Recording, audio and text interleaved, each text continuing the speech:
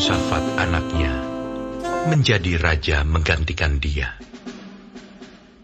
Sebagai pemimpin Israel, ia memperkuat dirinya dengan menempatkan tentara di semua kota yang berkubu di Yehuda dan pasukan-pasukan pendudukan di tanah Yehuda serta di kota-kota Efraim yang direbut oleh Asa ayahnya.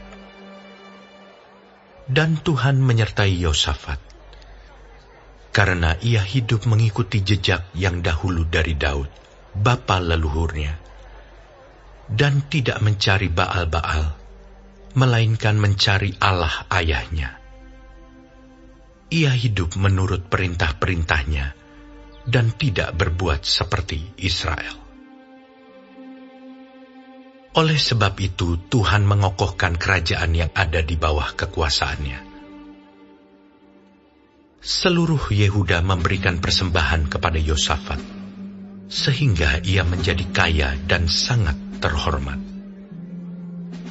Dengan tabah hati, ia hidup menurut jalan yang ditunjukkan Tuhan. Pula ia menjauhkan dari Yehuda segala bukit pengorbanan dan tiang berhala. Pada tahun ketiga pemerintahannya, ia mengutus beberapa pembesarnya, yakni Ben-Hail, Obadjah, Zakaria, Netaneel, dan Mika, untuk mengajar di kota-kota Yehuda. Bersama-sama mereka, turut juga beberapa orang Lewi, yakni Semaya, Netanya, Zebajah, Asael, Semiramot, Yonatan, Adonia, Tobia, dan Tob Adonia, disertai imam-imam Elisama dan Yoram. Mereka memberikan pelajaran di Yehuda dengan membawa kitab Taurat Tuhan. Mereka mengelilingi semua kota di Yehuda sambil mengajar rakyat. Ketakutan yang dari Tuhan menimpa semua kerajaan di negeri-negeri sekeliling Yehuda, sehingga mereka tidak berani berperang melawan Yosafat. Dari antara orang-orang Filistin, ada yang membawa kepada Yosafat persembahan dan perak sebagai upeti. Juga orang-orang Arab membawa kepadanya kambing domba, domba jantan 7.700 ekor, dan kambing jantan 7.700 ekor. Yosafat makin lama makin kuat, menjadi luar biasa kuat. Di Yehuda, ia membangun benteng-benteng dan kota-kota perbekalan. Banyak perbekalannya di kota-kota Yehuda. Orang-orang perangnya ada di Yerusalem.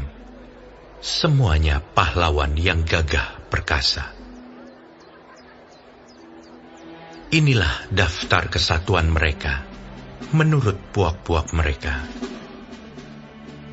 Panglima-panglima dari Yehuda ialah Panglima Adna, dengan 300.000 pahlawan yang gagah perkasa. Di samping dia Panglima Yohanan, dengan 280.000 orang. Dan di samping dia Amasya bin Zikri, yang dengan sukarela telah menyerahkan dirinya kepada Tuhan, dengan 200.000 pahlawan yang gagah perkasa. Dan dari Benyamin ialah Eliada, seorang pahlawan yang gagah perkasa, dengan 200.000 orang yang bersenjatakan busur dan perisai. Di samping dia Yozabat, dengan 180.000 orang yang bersenjata untuk berperang. Mereka itulah yang bertugas pada raja, selain daripada mereka yang ditempatkan raja di kota-kota yang berkubu di seluruh Yehuda.